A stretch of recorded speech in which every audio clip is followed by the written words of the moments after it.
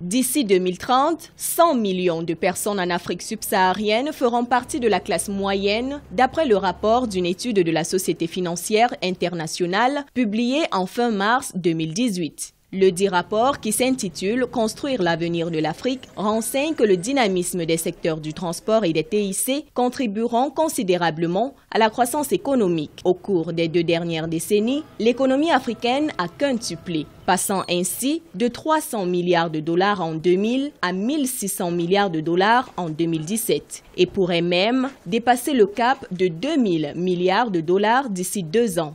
L'Afrique va beaucoup bouger et les facteurs qui vont déterminer les changements sont multiples. Un, c'est le fait que le cycle occidental du développement est en ralentissement. 2, la croissance démographique en Afrique est en train de monter très fortement. On est en train de passer à une urbanisation assez rapide. Les dépenses des ménages pourraient augmenter de 5% par an en Afrique subsaharienne contre un taux de 3,8% dans tous les autres pays du continent. Selon les économistes africains, l'amélioration de la conjoncture économique internationale et la hausse des prix de plusieurs matières premières à l'échelle mondiale ont permis à l'Afrique de se situer à un taux de croissance moyen. Ainsi, cette embellie sera favorable pour plusieurs secteurs de l'économie. L'agriculture, pour commencer, c'est de toute évidence pour nourrir non seulement l'Afrique mais également le monde. Également l'industrie, parce que les énergies sont en train de se développer sur le continent et donc l'industrialisation va de manière définitive venir. Et aujourd'hui, tous les pays africains parlent de ce qu'on appelle